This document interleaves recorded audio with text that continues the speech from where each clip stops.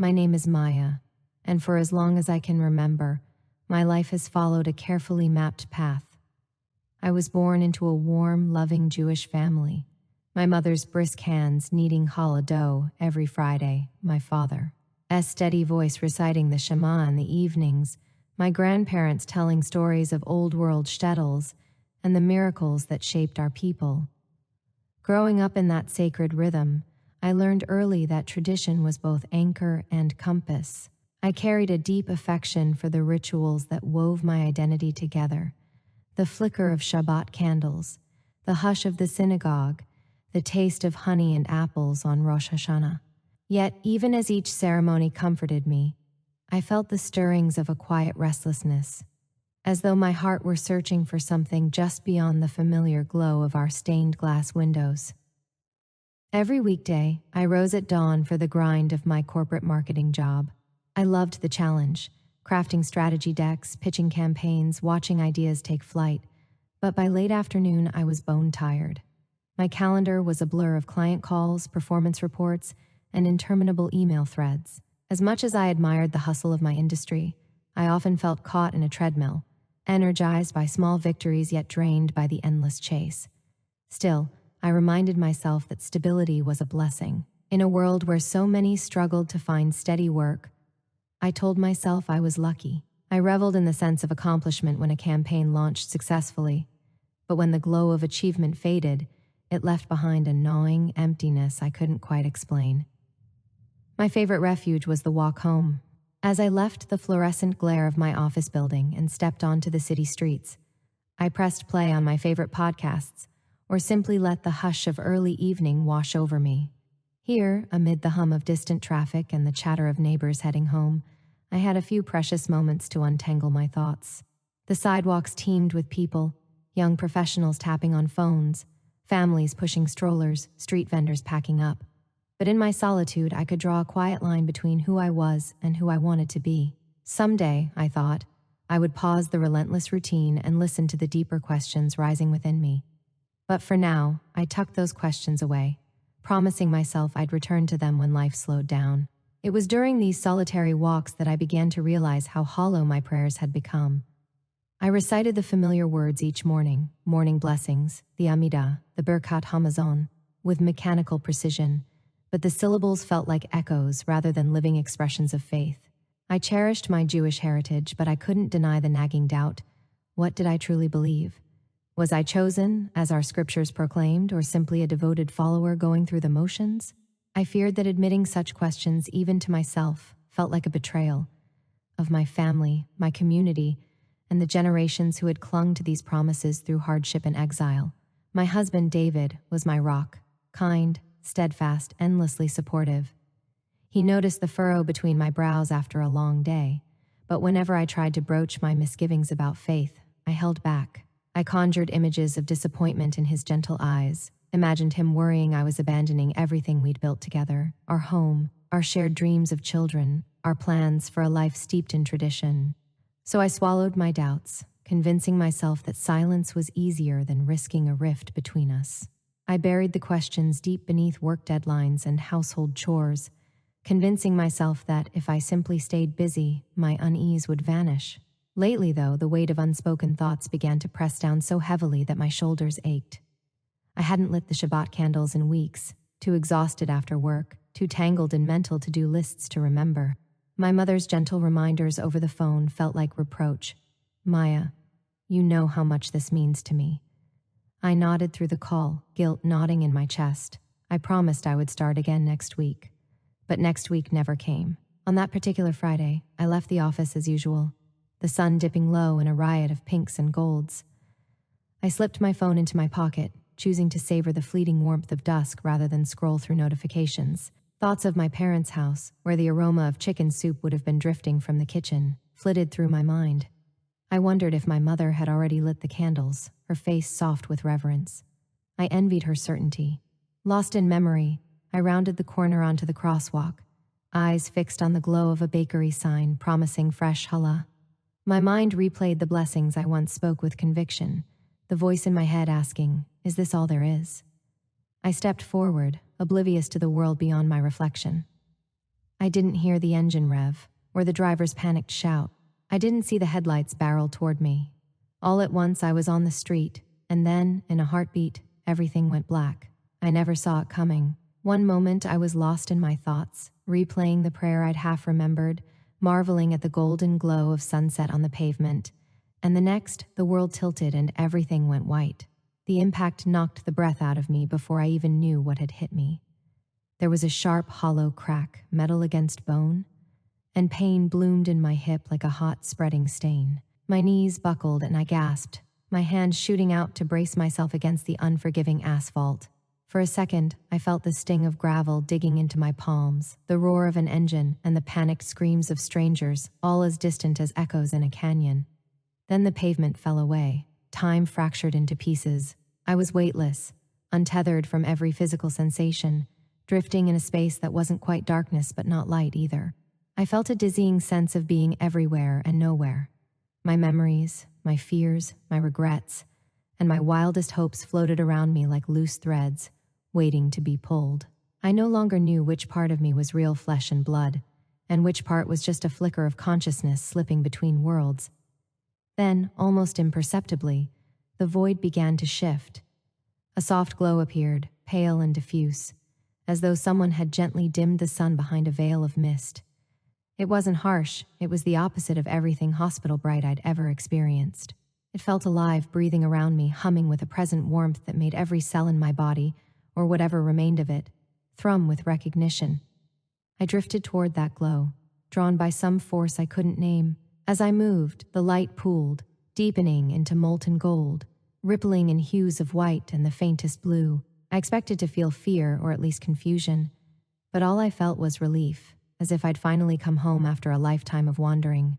The sick ache in my ribs, the dull throb in my temples, even the tightness that had lived in my chest for weeks, dissipated in that moment, leaving only a serene emptiness. It took a moment before I realized that this space wasn't hollow. There was substance here, a gentle pressure, like floating in warm water. I tried to move my arms, but they felt insubstantial, like mist that dispersed when you reached out. Instead, I let myself drift, carried by currents of light that pulsed around me. With each breath, though I wasn't sure if I was breathing, I felt layers of tension unwrap from my mind, unraveling the tight knots of doubt I'd carried for so long. As the light brightened, sounds crept back into my awareness, hypnotic, rhythmic pulses like an invisible heartbeat. They weren't loud, they were the kind of sounds you feel more than hear, resonating in the hollow between your bones. Each pulse seemed to whisper a promise. You are safe, you are whole, you are loved. I clung to those pulses, letting them wash over me until the last remnants of panic melted away. Then came the first words in what felt like an eternity of silence. They weren't spoken aloud, not in the way I spoke to David or even to myself. They were inscribed directly on my heart. Do not be afraid, they said. There was no voice, only resonance, as though the light itself spoke. I found myself answering, though my lips didn't move. Who are you? The question reverberated in the glow, and for the first time in hours, maybe lifetimes, I felt hope unfurl inside me. In response, the light deepened at one point in the endless expanse, and I sensed a presence, distinct and familiar. It beckoned without movement, radiating a warmth that felt like an embrace. My heart fluttered, caught between awe and disbelief. I yearned to see, to understand, but the brilliance was too pure, too luminously alive for my eyes to hold. So I closed them, or thought I did, and let the presence draw closer. Moments later, the space shifted again. The golden glow coalesced into something resembling substance, a figure of light, neither male nor female, yet somehow both, neither old nor young, and yet eternal. I felt a surge of recognition, deeper than memory, as though I'd known this being since before I was born.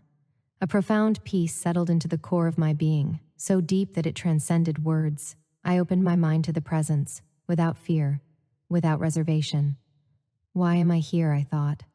The answer came not in words, but in a feeling so vast it filled the universe, because you have been searching. I remembered those quiet walks home, the prayers I'd mouthed with empty heart, the sleepless nights wrestling with questions I wouldn't dare voice.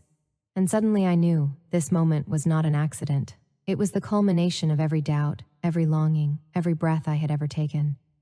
As the light swelled around me, I felt my old life, the life of endless email threads, of hollow rituals and unspoken fears, slipping away.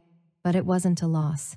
It was a gift, the chance to be born again, to see with new eyes, to redefine faith not as obligation but as the most intimate of relationships. The currents of light carried me forward, closer to the heart of all things, and I realized that nothing would ever be the same again.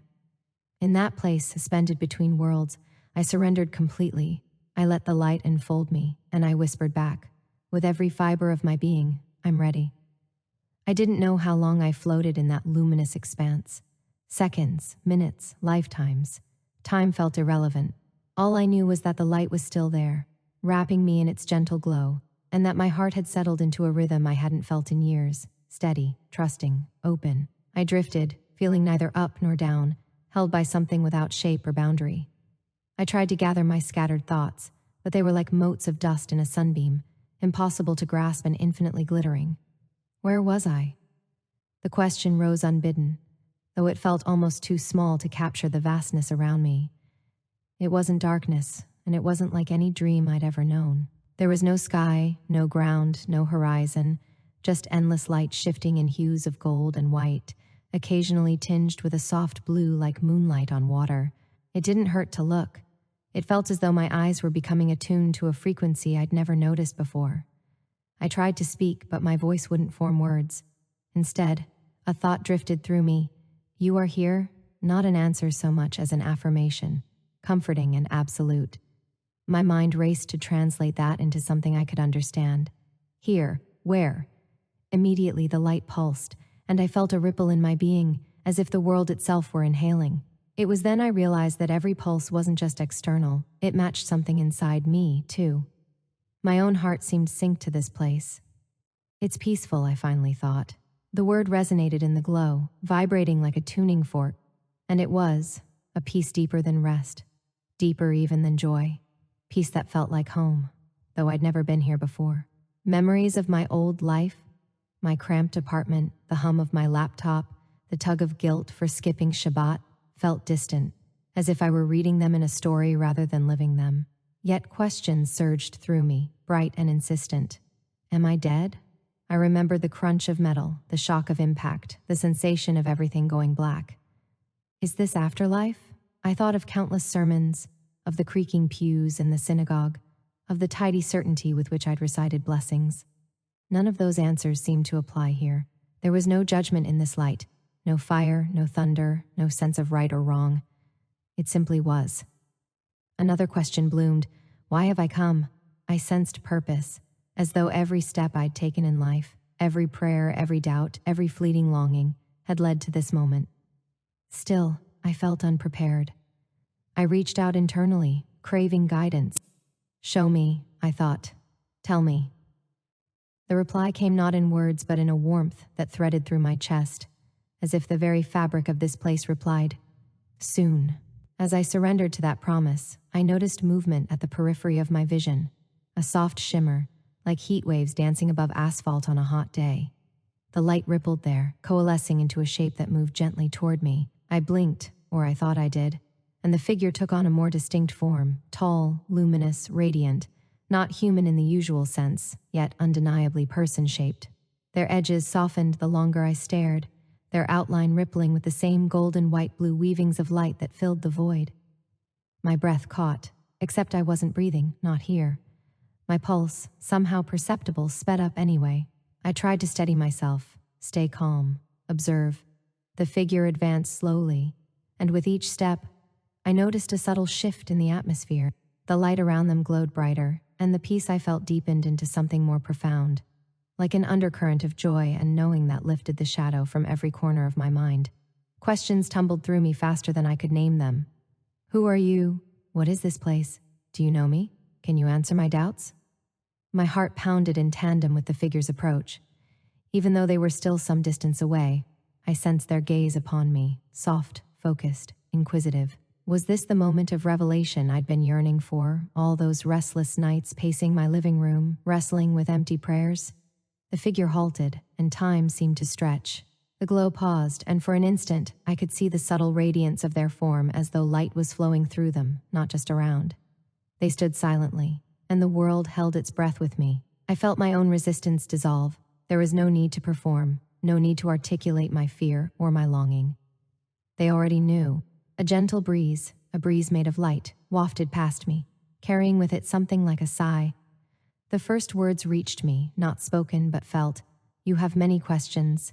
The presence of thought, clear and resonant, filled me with relief and anticipation. Yes, I thought back, as plainly as if I had spoken aloud.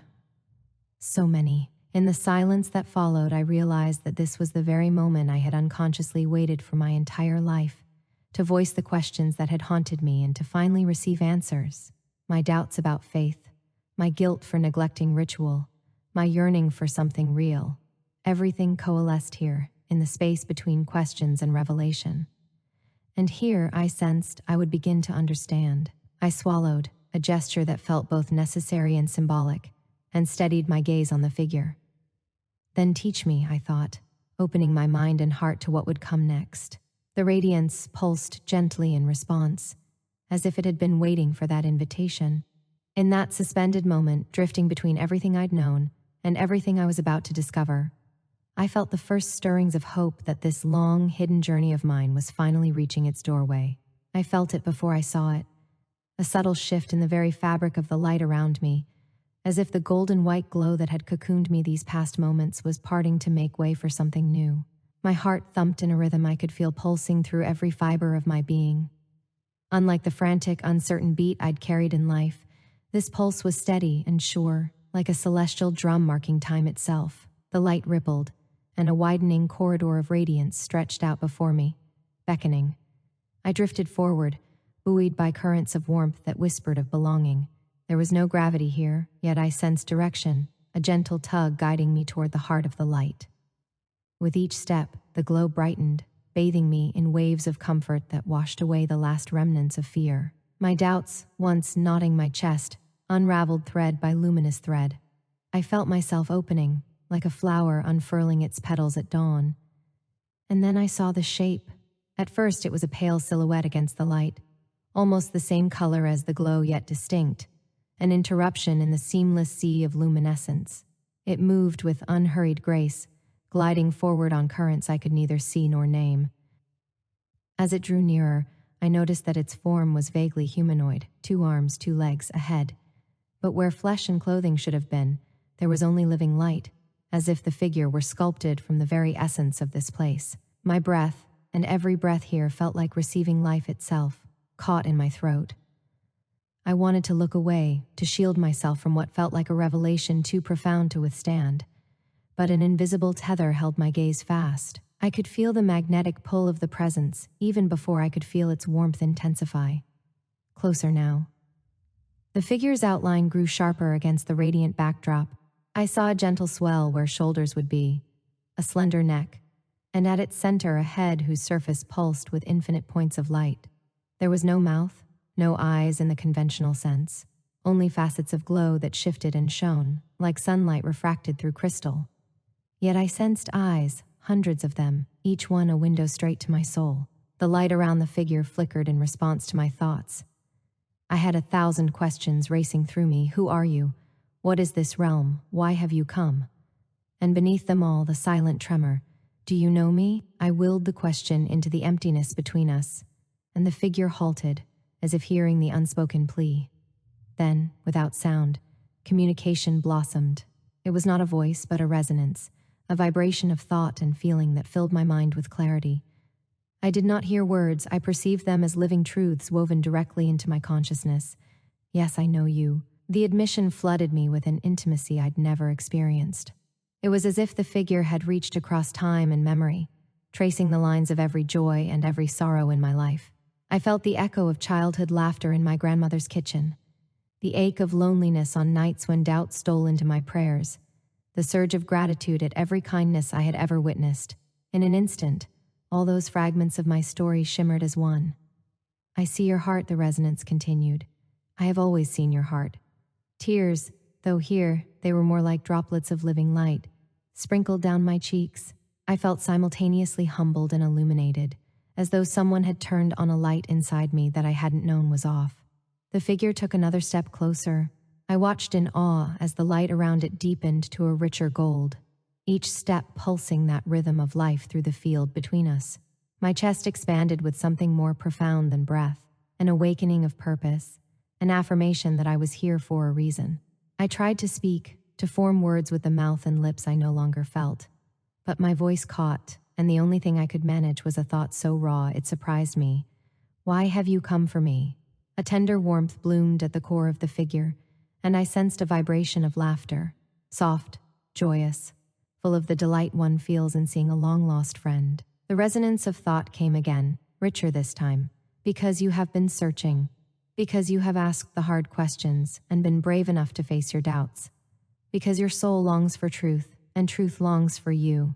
The simplicity of the answer cut through me. I had believed my questions were hidden, buried beneath layers of obligation and fear. Yet here was a presence that not only knew them, but also honored them. My spirit soared on that realization. A breeze of light brushed past me, impossible to distinguish from the figure itself, stirring memories I hadn't thought to recall. I remembered mornings of routine prayer, the words stumbling over my tongue.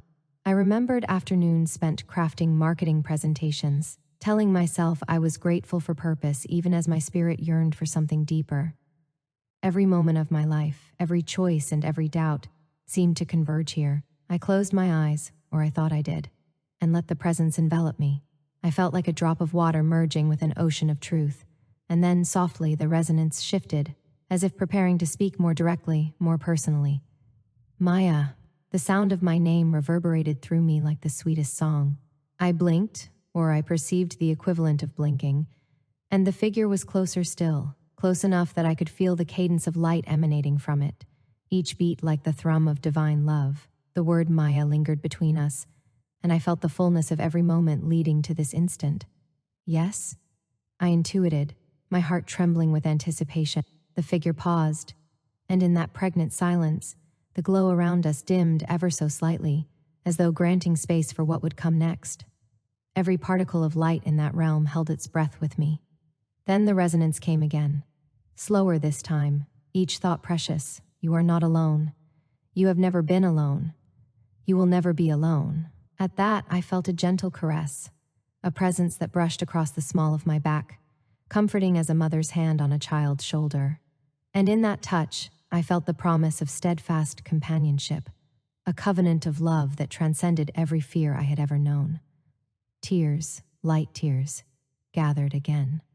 I realized I had so many things to say, so many questions I craved answers for. What is the purpose of this realm? What must I do? What does it mean that you know my heart? But before I could muster the words, the figure reached out, except it didn't reach with a hand. It reached with a radiance, a beam of golden white blue light that extended from their form to mine, connecting us in a ribbon of living energy. The ribbon pulsed in time with my heartbeat, and I felt a surge of communion so intimate it defied description. "Trust me," the thought came, gentle but insistent. "Come closer. I have more to show you." Without hesitation, I let the ribbon draw me nearer. With each infinitesimal shift, the corridor of light around us grew brighter, as though responding to our union. I realized then that this presence wasn't just observing me. It was inviting me into a shared reality, one in which light and love were the primary elements of being. Our forms, insofar as either of us had a form, merged in that corridor of radiance. I felt as though I was both myself and something far greater, an expression of the divine mystery itself. My questions drifted away on waves of pure understanding. In that mingling of light, I intuited the truth my restless heart had always yearned for, that love is the essence of all things, that every being is woven together by threads of light, that every question is sacred and every soul is known. And then, as softly as a sigh, the corridor began to unfold, revealing what lay beyond the presence. I glimpsed vistas of unimaginable beauty, glimmering expanses of light, fields of living color, currents of warmth that pulsed like living rivers. It felt like a tapestry of reality itself, woven from the fibers of truth and love. But most striking of all was the sense that these realms were not separate from one another, and not separate from me.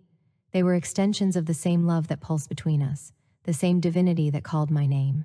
I understood, in that moment, that the journey ahead would be one of discovery, of stepping into these realms, of understanding the meaning of this light, of learning what it truly means to live in communion with the divine. Yet for now, in the hush that followed our union, all I could do was rest in the presence, let the afterglow of revelation settle into my being, and know beyond doubt that I had been found, I had been seen, and I had been loved. And there, at the center of all light, as I hovered between worlds, I whispered back to the presence that held me, "I trust you." I hovered there, heart pounding in a rhythm that somehow matched the pulsing glow around me as the figure's presence solidified into form. Up close, the light was astonishing, no longer a wash of brightness, but intricate filaments of gold, woven with threads of white and a hint of celestial blue. It clung to their shape like breathing fabric, flowing and shifting in patterns too complex for the eye to follow. I could see contours where shoulders would be, the gentle slope of arms, the crown of the head, but every edge glowed with living light. It looked as though the very substance of reality had taken human shape, distilled into pure radiance. My breath caught as the figure lowered a hand, made of light, toward me. Though no sound passed between us, I sensed an invitation. "Look at me." I felt my own form quiver, as though stepping closer to this presence would dissolve me into the same luminance. Yet something deeper urged me on, a longing to be known, to have the questions in my heart answered at their source. I rose, or drifted upward, to meet the gesture, and in that instant the corridor of light around us seemed to still, the currents of warmth pooling at our union. Then, in a moment quieter than silence, the figure spoke, not with vocal cords, not with echoes in the air, but with a resonance that vibrated directly within my mind and soul. "Maya," it said, and the sound of my name was at once thunderous and intimate, like a bell ringing in an empty cathedral, yet also a whisper in my ear. I felt every cell in my body, the one I thought I'd left behind and this one composed of light, quiver with recognition. My voice caught, and for a heartbeat all I could do was think the only words I'd ever truly needed. "Who are you?" The response unfolded like a sunrise. "I am what you have been seeking." The light around the figure brightened in waves, and I felt warmth flooding my chest. A pulse of understanding passed between us. This was no stranger. This was the revelation my soul had yearned for in every quiet prayer and every agonized doubt. I felt tears, liquid light, gather in my eyes. "Speak," I thought, leaning forward. "Tell me your name." Again, the figure's radiance deepened, coalescing at its core into a glow so concentrated it took my breath away. And then the words came, "I am the Messiah you have awaited." Time fractured. My mind scrambled to reconcile the identity I had only ever heard in sermons with the being of light before me. "The Messiah?" I thought, disbelief slipping between awe and dread. But my faith, my people. The questions tumbled out as thoughts too raw for reflection. How can this be true? What does that mean? Why me? In response, the figure extended both arms, and currents of gold-white light swirled around us in a silent symphony. All the promises your ancestors clung to were woven into my coming, every prophecy, every whispered hope, every sacrifice offered in yearning. They all pointed to what you now see. The glow around their head brightened, and I felt the weight of centuries of expectation lifting from the world, distilled in this singular moment. Images flashed through my mind. The ancient scrolls recited in the synagogue, the solemn verses of Isaiah and Psalms, the longing for redemption echoed in every generation's psalm. Yet here, before me, was the living fulfillment of those words, not in dusty tomes but in pulsing, living light. "You knew of me long before you recognized me," the resonance continued. "In the hush of your prayers, in the ache of your doubts, in the long nights when you wondered if God heard you, I have been there." My chest tightened, tears flowing freely now. I remembered the hollow words I'd mouthed each morning, the guilt over abandoned rituals, the loneliness I'd hidden beneath professional success. All of it shimmered in this place, held in the presence's gaze and cradled in love. "But why reveal yourself to me?" I thought, voice trembling in thought. A heart willing to question is a heart open to truth. The figure's light pulsed in gentle waves. "You have not turned away from me, even when you thought you had. You have sought connection in work, in tradition, in the comfort of routine, but your soul never forgot its true home. In that revelation, I felt a current shift around me. The golden white glow intensified, and I perceived strands of light reaching from the figure into mine, weaving our forms together in a tapestry of divine communion. I felt strength flooding into me, strength I hadn't known I was missing. Doubt and fear, once familiar companions, dissolved in the tide of unwavering love. The figure's presence radiated assurance. I bring you the peace that outlasts workaday worries, the rest that surpasses Sabbath's fleeting comfort. My peace is not bound by tradition or location. It resides within you. The warmth settled in my chest, a steady glow eclipsing the years of anxiety that had resided there. Let it fill you, the thought came. Let it transform you. I closed my eyes, or in this realm, I perceived the equivalent of closing, surrendering to the flow of light. I felt every barrier in my soul soften, the wall of performance pressure, the mask of dutiful devotion, the fear of disappointing my family and community. In their place, a new certainty sprouted. I was known, I was chosen, I was loved. When I opened my eyes again, I saw the figure step closer, their radiance shifting from gold to a more crystalline white, as though preparing to share something deeper. Now, you must understand the path ahead, the resonance said. I steadied myself, anticipation and reverence mingling in each pulse of the light around me. The Messiah's journey is one of sacrifice and restoration. The figure's form pulsed gently at that revelation. To redeem, I must offer myself. To bridge the separation between God and humanity, I must bear the world's brokenness. But know this, my sacrifice is not defeat, it is victory over death.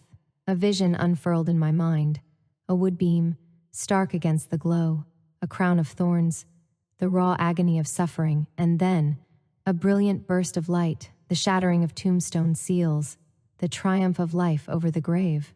I gasped, the imagery so vivid that I felt a jolt of pain and awe echoing through my being. You will see this plainly, the figure assured me, for you will walk a path no different than mine, and you will rise with me. My heart quivered. Me? The thought was more question than statement. What do you mean I will walk your path? The presence's light softened, wrapping me in a cocoon of warmth.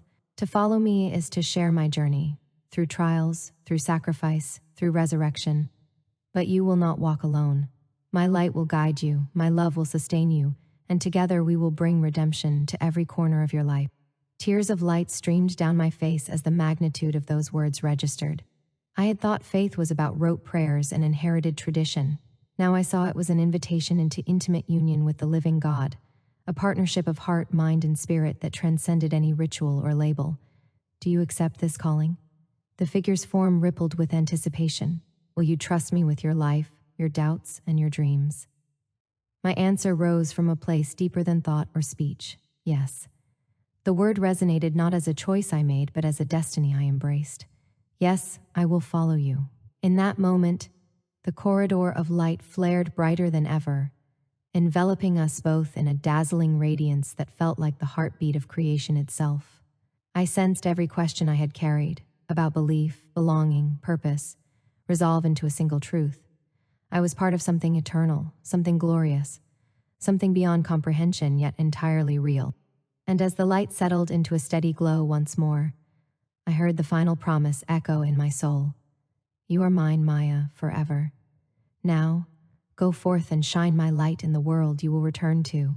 With those words ringing through me, I felt the currents shift again, this time pulling me back toward the threshold of the realm. I clung to the last vestiges of the presence's warmth, knowing that the journey home would be both an ending and a beginning. Everything I thought I knew was forever changed, and yet something truer had just begun. I watched as the radiance around him softened, shifting from brilliant gold to a gentler white, almost like dawn's first light. In that moment, I realized I had not fully absorbed the depths of what he had just revealed. The corridor of illumination pulsed with expectancy, as though the very air itself awaited his next words. My heart fluttered in my chest, equal parts anticipation and trepidation. He extended his hand, and though no sound echoed in that space, I felt the unspoken invitation, come closer. Listen. I drifted forward, drawn by a force more compelling than gravity, and settled just before him. His presence felt so real, more tangible in some ways than the world I'd left behind. Every question I'd ever asked, every doubt I'd ever harbored, now seemed poised on his lips, ready to be answered. He regarded me with eyes that shone like liquid light, and I sensed in his gaze both infinite compassion and unshakable truth. At last he spoke, his voice a resonance within my soul rather than sound in my ears. "Maya, you have seen me as Messiah, but you must understand what that means." I nodded, though he already knew I would. "Tell me," I thought. "The Messiah's purpose," his thought vibrated through me, "is to restore what was broken." The glow around us deepened, and I felt the weight of every broken dream, every fractured heart, every wound of history drift into that light, not through conquest or power, but through sacrifice and love. He paused, and I felt the magnitude of that claim settle over me like a tidal wave. This was not a distant theory. It was the very engine of creation. Images flooded my mind, a beam of wood, the echo of a hammer, a crown of thorns, not as an abstract symbol, but as a real event woven into the tapestry of human story. I shivered at the thought of such suffering undertaken willingly, and he sensed my response. "Yes," he conveyed, "I came to bear the weight of your failures, the pain of every broken soul, so that reconciliation could flow." The corridor trembled in harmony with his words, as if the realm itself remembered that moment of ultimate surrender. I felt tears of living light well up in my eyes. Why must restoration come through suffering? The question rose from a place deeper than my conscious mind. His answer was gentle yet unwavering, because love requires a bridge, and a bridge must span the chasm of separation. I pictured a gaping abyss between humanity and the divine, every sin, every injustice, every act of betrayal yawning wide. Only the perfect sacrifice could extend across that chasm. He reached out, and a shaft of light connected us, threading through my chest to the deepest core of my being. By taking on the brokenness myself, he conveyed, "I make a path back to life, back to unity." I cried out silently, overwhelmed by the intimacy of that gesture. It was not pity, it was solidarity. He shared in our pain so we could share in his life. As he spoke of resurrection, of rising to new life after surrendering to death, the corridor brightened once more, now tinged with hues of rose and gold. "Death is not the end," he conveyed, "but the doorway." My mind reeled. The one who bore my sin also conquered the grave, shattering the bonds of fear and despair. That victory belongs to all who trust in me. His thought pulsed like a heartbeat in my chest. I realized that his triumph was not merely historical. It was personal, available to me in this moment. My doubts surfaced in an agonized swirl. But what about those I love? What about the world's cruelty that still rages on? The corridor seemed to contract, drawing me into a focal point of light. My sacrifice was once for all, he conveyed, yet its power flows continually through every generation. I sensed streams of golden light spilling outward, infusing the broken corners of existence with healing power. "That same power will work through you," he added softly, and I felt the weight of purpose settle onto my shoulders. Trembling, I pressed on. How do I carry this? How do I live as one who both follows and embodies this sacrifice and victory? His light intensified, and I felt warmth coursing through me like living fire. "By abiding in my love," he replied. "Trust in me, lean on me, speak my truth into every fear. Let your life be an expression of the peace and reconciliation I secured." I closed my eyes, imagining my hands weaving threads of light into the fabric of my own life, into my relationships, my work, my deepest longings. A hush fell as he concluded that portion of our exchange. Yet I sensed there was more, an invitation that trembled at the edge of revelation. "Now, Maya," he conveyed, "you must choose." The words echoed through the corridor, and suddenly I felt suspended between two worlds, the luminous realm of divine truth and the world of flesh and routine I'd once inhabited. The tension in my spirit was as tangible as if I were balancing on a precipice. Choose life. The thought resonated like a cymbal strike within me. Return and embrace all you have learned, or remain here in certainty. I realized that here, in this place, there was no anguish, no doubt, only perfect communion. Yet to remain would mean leaving behind the very mission I'd just been entrusted with. To return would mean stepping into a world of uncertainty, of trials and suffering, but fortified by an unshakable promise. My mind flickered back to David, his pale, anxious face at my hospital bedside, his grip on my hand so fierce it left bruises of emotion. I thought of my parents, their gentle reproach when I'd skipped candles, their tearful relief that I was alive. I sensed them all waiting for answers. I cannot stay here alone in this perfect light, I responded inwardly. If this gift of peace is for me to share, I must go back. The corridor responded, the currents of warmth pulsing faster. You have courage, he conveyed, and surrender. Both are required. Then, as though folding the corridor inward, he extended his arms once more and touched my heart, pure white light flooding into me. Go now, beloved. Walk in my way. Rise in my victory. A gentle pull tugged at my spirit, and I felt the boundary between realms thin. I inhaled deeply, savoring the last vestiges of golden white glow. My heart swelled with gratitude and awe, but also with a solemn resolve. I knew that beyond the threshold awaited questions I could not yet answer fully, and perhaps pain I could scarcely imagine. Still, I trusted the one who had shown me the way. As the light dimmed and the space around me began to shift, I whispered back, though the words transcended sound and found their way directly into the fabric of the realm. I choose you. I choose to go back and to trust in your truth. In that singular declaration, every fear I had melted away, replaced by the steady flame of conviction. And then, with a final pulse of radiant warmth, I felt myself propelled forward. No longer a passive observer, but an active participant in a story that spanned eternity. I braced myself for what would come next, certain that whatever awaited, I would not walk it alone. I felt the light loosen its grip on me before I heard anything. One moment I was cradled in warmth, every cell of my being singing with the truth I had embraced. The next, I was falling through a veil of sensation, sound and weight, and the ache of flesh reclaiming its boundaries. My mind reeled as I tumbled back into the world I once knew, and for an instant I thought I might slip entirely back into the place of radiance. But gravity pulled me down, and the hum of machinery replaced the hush of divine whisperings. My eyes snapped open to a world of harsh fluorescent glare.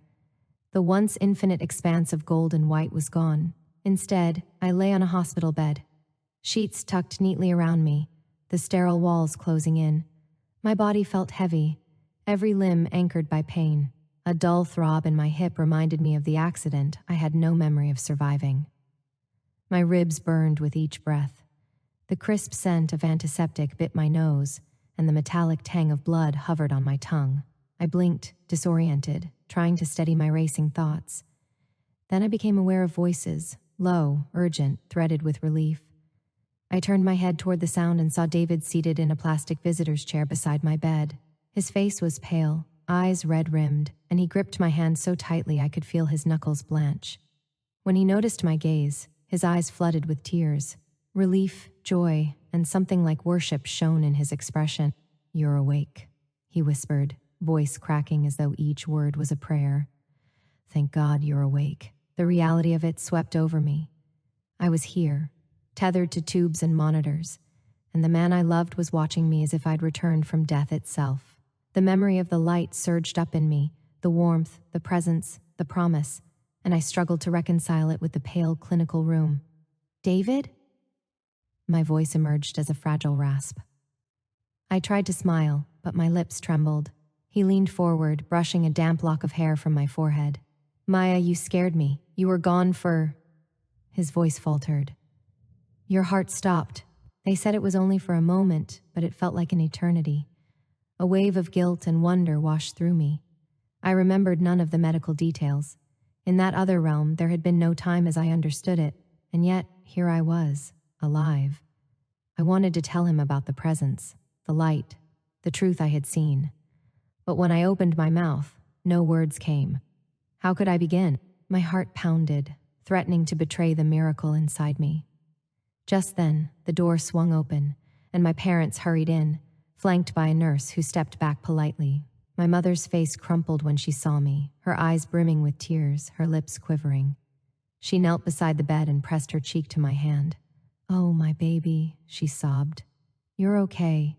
You're okay." My father stood behind her, face grateful and awed, as though he were receiving a gift he never dared hope for. My mother murmured blessings in Hebrew, words I recognized but had not prayed in too long. My father murmured his own thanks, his voice trembling.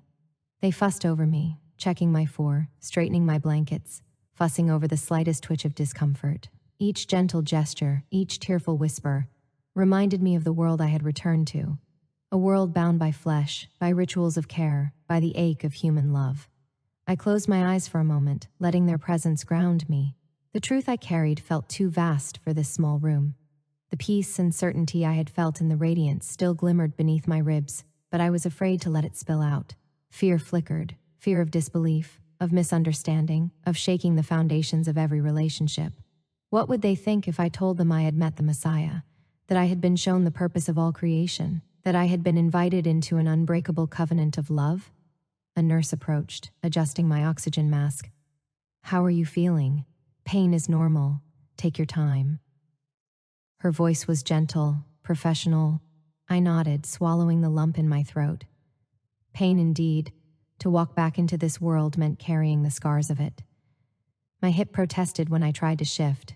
I focused on steadying my breath, recalling the rhythm of that other heartbeat, the one that had pulsed with light. David squeezed my hand again. "You look like you were at peace," he said quietly. "When I called your name, your eyes, they changed. I thought, did you see something?" His question hung between us, heavy with hope and confusion. I felt my throat tighten. How could I bridge what he sensed with what I'd experienced? How could I describe heaven without sounding mad? I don't know, I whispered.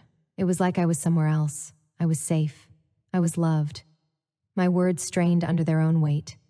I closed and reopened my eyes, searching his face for patience. "It's hard to explain." He leaned closer, his forehead resting against my arm. "Try," he urged gently. "I want to understand." My heart clenched. His willingness, his absence of ridicule, stung with guilt from my hesitation. I drew a shaky breath, remembering the figure of light that had called my name, had known my doubts, had camped within the core of my heart. I remembered tasting peace that exceeded all understanding. Somehow I summoned the courage to speak. "There was light," I said. "Not electric, alive. It held me. And I saw someone, a presence, so real it felt more concrete than this bed." I paused, gauging his reaction. David's eyes were wide, his lips parted in wonder. Encouraged, I pressed on. They told me things about sacrifice, about love, about a truth that patches every broken place. My chest shook as I confessed the words that should have sounded impossible. They said I'd be safe, and that I'm never alone, and that everything I've longed for has already been done for me. David blinked. He opened his mouth to speak, and closed it again. The silence wrapped around me. For a moment, I thought he might dismiss me, might drop my hand and step away, but instead he closed his eyes, as though gathering his thoughts, then exhaled slowly. "I believe you," he said finally. His voice was hushed but firm. "If it felt that real, if it gave you peace, I don't know how, but I believe you." He brushed his thumb across my hand. "We'll figure it out together." Relief and love washed through me, so intense I felt tears blur my vision. It wasn't the light of the other realm, but it was enough. In that cramped hospital room, beside the beeping monitors and the scent of antiseptic, I felt the first stirrings of a new life, a life that would hold both flesh and spirit, pain and peace, doubt and worship. My mother reached out to tuck a strand of hair behind my ear. "You must rest now," she whispered. "We'll talk later." My father murmured affirmations. David settled into the chair again, his eyes never leaving me. They left me alone then, and I lay back against the pillow, letting the aftershocks of the NDE ripple through me. My body hurt in places I couldn't name. My heart felt full in places I'd thought long dead. The divinity I had touched lingered like an ember in my soul, promising warmth and light even in the darkest seasons. As consciousness and pain and love mingled, I realized the journey ahead would not be easy. Sharing this truth would challenge every certainty, strain every relationship, and demand a faith stronger than any I'd known. But David's hand in mine, my parents' tears of relief, and the echo of that divine promise told me I wasn't alone. I closed my eyes, sent gratitude through every fiber of my being, and rested, knowing that tomorrow I would begin to tell my story, and that the story I carried was one of life returned, of a message delivered, and of a love that would never let me go. I woke the next morning to sunlight slipping through the blinds, casting golden slats across my hospital room ceiling. My body still ached wherever the car had bruised or broken bones beneath my skin. But a new ache throbbed in my chest, a restless longing to make sense of what I'd told David the night before. He'd held my hand until I drifted off, his thumb stroking gentle circles of comfort. Somehow his belief in my impossible story gave me courage, but also a fresh wave of nerves. How would we move forward? By mid-afternoon, I'd been discharged and settled into our small apartment. David insisted on carrying my overnight bag up the 2 flights of stairs, though I was well enough to shuffle behind him. As we crossed the threshold, the familiar scent of old books and coffee hit me, and I realized how strange it felt to be home after dying and returning. I leaned heavily against him, tears misting in my eyes. "I don't know where to begin," I whispered. He guided me to the couch, placed a pillow behind my back, and knelt before me. His gaze was steady. "Whatever you need," he said, voice firm. "Tell me everything, and then we'll figure it out." In that moment, I glimpsed what this journey might mean: honest vulnerability, shared burdens, and the fearless asking of hard questions. It would demand more of both of us than any marketing campaign I'd ever run. Over the next hour, I tried to recount the details of the realm of light, the pulsing glow, the sense of weightlessness, the presence that knew my name. I choked on the words Messiah and Christ, so foreign to our shared Jewish traditions. Each time I paused, David nodded and encouraged me. "Go on, I'm listening." His patience emboldened me to speak truths I'd barely admitted to myself. I cried as I described the figure's compassion, the revelation of sacrifice and resurrection, the offer to choose a path of peace. By the end, my voice was hoarse. David sat back, running a hand through his hair. He exhaled slowly. "I won't pretend to understand it all," he admitted, "but I believe your experience is real. And if it brought you peace, I want to know how it can bring us peace together." His words felt like a bridge stretching across my fear. "Let's not walk this in the dark," he continued. "Let's find answers, together." That afternoon became the first of many late-night conversations. We cleared the dining table of clutter, lit a single candle, a small homage to my neglected Shabbat candles, and opened our laptops. I found digital copies of the Torah and the New Testament. David bookmarked passages in Isaiah, Psalms, and the Gospel. We read aloud to one another, prophecies of a suffering servant who would bring redemption, tales of one who walked on water and healed the sick, accounts of death and resurrection on the 3rd day. We confronted parallels I'd never allowed myself to see. "This is the same tapestry," David said, pointing to Isaiah 53. "He was pierced for our transgressions, crushed for our iniquities. The punishment that brought us peace was on him." He looked at me, eyes shining. "Doesn't this fit?" My heart stuttered. The prophecy that had sounded so abstract in synagogue now pulsed with life. I nodded slowly, tears welling. I think it does." Night after night, we sat there, 2 seekers poring over texts, cross-referencing footnotes, scribbling questions in the margins. We searched for historical context, Jewish scholarship on the Messiah, early Christian interpretations, rabbinic debates. We found Jewish thinkers who saw Jesus as a prophet, others who rejected any connection, and still others who believed the ancient promises pointed beyond their own expectations. Each perspective sharpened our understanding and deepened our respect for the weight of what we were grappling with. In one session, we watched testimonies of converts who'd grown up Jewish but came to believe in Jesus as Messiah. Some spoke of disbelief turning into faith. Others described their own NDEs. I felt strange solidarity in their words, proof that I wasn't alone in wrestling with identity, tradition, and the call of a life beyond the familiar. David bookmarked a short documentary about Messianic Judaism and said, "We should visit a congregation sometime." My stomach fluttered, equal parts excitement and fear. Our search extended beyond books and videos. We reached out to trusted friends, Samuel, a rabbi we knew from synagogue, and Rachel, a longtime Christian friend from college. We invited them separately for coffee, careful to respect their time and beliefs. Samuel listened kindly as I explained my experience. He didn't dismiss me. Instead, he said, "Mysteries of the Spirit often exceed our capacity to comprehend. Scripture invites us to test every spirit. I encourage you to discern prayerfully." His encouragement to test and to pray under the shelter of our shared faith felt both grounding and liberating. Rachel, on the other hand, wept when I described the light. "That's how I felt at my own NDE," she told me. She prayed over me in her living room, placing her hands where my heart lay. I closed my eyes and felt nothing. and then I felt something, soft, like a breeze on the back of my neck. I bristled with emotion. Was this the same peace? I looked at Rachel, tears in my eyes. "Thank you," I whispered. "I think it was." Months passed in this rhythm of study and prayer. We read commentaries by Jewish and Christian scholars, compared translations of key Hebrew and Greek terms, and debated interpretation. Sometimes our discussions grew heated. David's emerging belief in the resurrection challenged my cautious approach. At other times, we laughed at our own stumbles, Googling obscure theological terms like parousia and marveling at our collective ignorance, made whole by grace.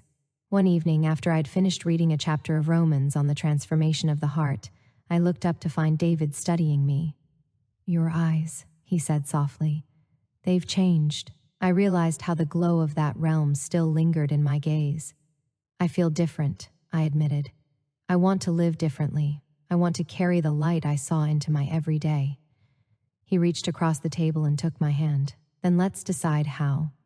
That conversation birthed our first intentional step, weekly prayer together, morning and evening.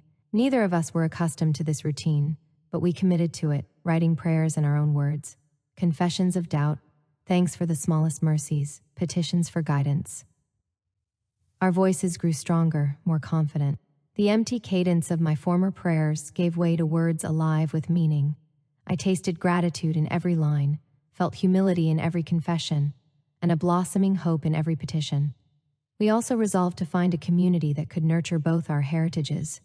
Messianic congregations felt too unfamiliar. Many evangelical churches felt too culturally distant. One Sunday, we visited a small Judeo-Christian fellowship where the Torah was respected alongside the New Testament, and Shabbat observances mingled with Sunday worship. We hesitated at the door, my heart pounding with uncertainty, but when we entered, the pastor greeted us by name, as though he'd been expecting us. We sat on wooden pews beneath Hebrew calligraphy, sang psalms with guitar accompaniment, and listened to a sermon weaving both synoptic gospels and prophetic books.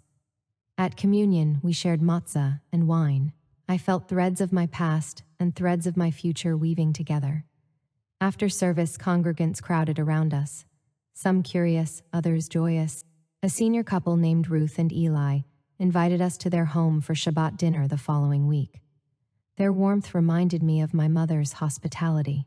They asked tender questions, how we'd found the fellowship, what stirred us in our faith journey. When I recounted my NDE, they clasped my hands and said, "Your story is a beacon. We've all met him in our own ways." Their affirmation carved courage deeper into my soul. As weeks unfolded into months, my relationship with David deepened in ways I hadn't imagined. We celebrated our first New Covenant anniversary by returning to the spot where I'd nearly died, an unassuming street corner bathed in golden dusk. We held hands and prayed aloud, offering our lives to the one who had called my name. I felt the swirl of memories, the screeching tires, the rush of light, the hush of revelation, and I whispered, "Thank you for choosing me." David squeezed my hand, his eyes bright with unshed tears. Back at home that evening, we reviewed our notes, scribbled reflections, highlighted verses, bookmarked pages. We realized that our journey was far from over. Doubts still surfaced. What would my extended family think if I spoke openly of Jesus? How would our future children be raised? Bridging two faith traditions. But in those questions lay opportunity to trust him anew. We committed, then and there, to continue seeking. Through study, through prayer, through community, we created a shared journal where each week one of us recorded lessons learned, prayers answered, questions that still pressed. It became a tapestry of faith, stitched by two hearts learning to beat and sync with divine truth. As I closed the journal that night, curled against David on the couch, I realized how profoundly the impossible had become my everyday. Sharing my story had opened doors I never knew were closed. It had fractured my old self and forged a new one, bold, inquisitive, anchored in love. I drifted to sleep with a whispered prayer, lead me further, beyond the pages of what I know, into the vastness of all I have yet to discover. In my dreams, the corridor of light gleamed invitingly, promising that every question I asked would draw me closer to the heart of truth. It's been nearly a year since that Friday evening when everything changed. I still carry the faint bruise on my hip as a reminder that life and death sometimes meet at the same crossroads. But more than that physical mark, I carry a transformation deep within my spirit. I wake each morning not to an alarmed heart, but to a quiet sense of purpose, as though the light I once touched still pulses beneath my skin. David and I have grown in ways I never imagined. Our marriage, once comfortable but routine, now thrives on shared vulnerability and hope. We pray together each morning, our voices weaving gratitude and petitions into the dawn, and whenever one of us wavers, the other holds firm. Last spring, we celebrated our first anniversary of walking this new path by returning to the synagogue where we were married. But instead of reciting the same vows, we stood under a canopy of white fabric and red roses and promised to seek truth side by side, come what may. My parents' reactions have softened into a fragile but enduring love. My mother still wipes tears from her eyes when I light the Shabbat candles, and my father greets me each Friday with a gentle shalom. I sat with them last Sukkot in the booth we built together in their backyard. When the stars appeared overhead, I told them about the Messiah I had met, the light that spoke my name, the promise of resurrection and unending love. My mother's hands trembled as she handed me an etrog, and my father's quiet amen carried more weight than any sermon. I don't know if they fully understand my journey, but I know they see its fruit in my laughter, in my peace, and in the way I hold their hands. Our community has become a tapestry of old and new. We gather each week in a small fellowship that honors both Torah and gospel. My teacher, Rabbi Miriam, leads a study on Isaiah's prophecies, and Pastor Eli follows with reflections on their fulfillment in the New Testament. I delight in the call and response of Hebrew blessings and the stirring harmonies of contemporary worship songs. Children who once learned only one set of stories now hear two, and their curious eyes remind me that faith is a gift best received with open wonder. Professionally, I've come to see my marketing work differently. What was once a treadmill of KPIs and deadlines is now a platform for storytelling that uplifts and encourages.